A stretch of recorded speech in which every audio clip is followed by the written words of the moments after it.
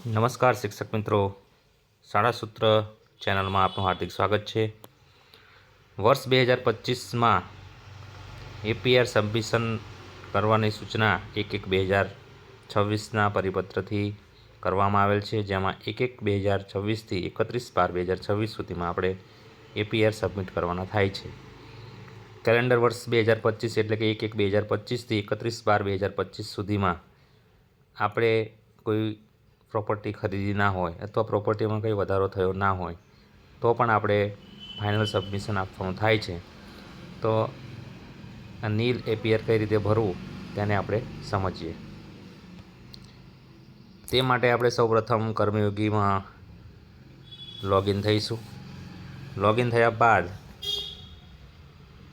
Employ મોડ્યુલમાં જઈશું। Employ મોડ્યુલમાં એન્યુઅલ પ્રોપર્ટી રિટર્ન સબમિશન પર આપણે ક્લિક કરીશું।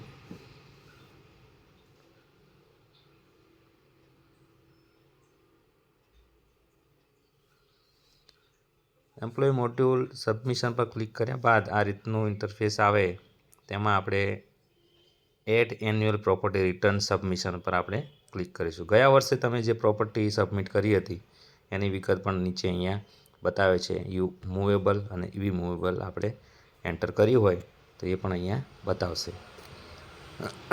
એપ્રુવ પણ થઈ ગયેલી બતાવે છે। તો આ રીતે આપણી ગયા વર્ષની ડિટેલ અહીંયા આવે છે। હવે આ વર્ષે આપણે કોઈ પ્રોપર્ટી ખરીદી નથી તો આપણે એડ એન્યુઅલ પ્રોપર્ટી રિટર્ન સબમિશનમાં જઈ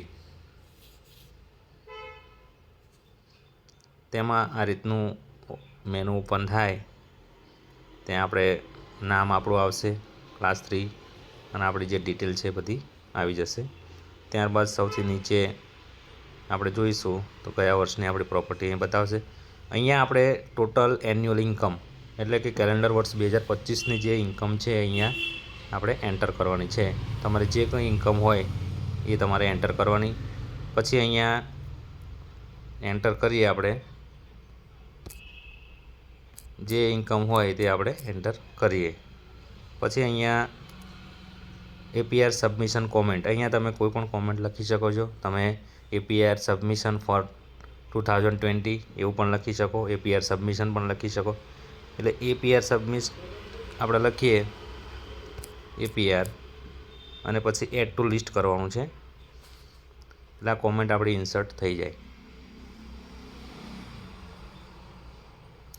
કોમેન્ટ ઇન્સર્ટ થયા બાદ અહીંયા કોમેન્ટ આપણી બતાવશે। ત્યારબાદ સબમિટ એન્યુઅલ પ્રોપર્ટી રિટર્ન પર ક્લિક કરશું એટલે ઉપર મેસેજ આવી જશે કે ભાઈ સક્સેસફુલી તમારું જે પ્રોપર્ટી એન્યુઅલ રિટર્ન છે એ સક્સેસફુલી થઈ ગયું છે।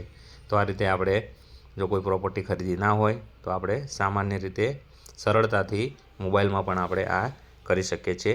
31/12/2026 સુધીમાં આપણે આ કરવાનું થાય છે।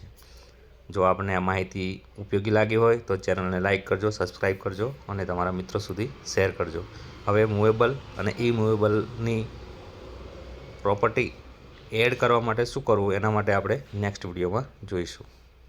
નમસ્કાર, ધન્યવાદ।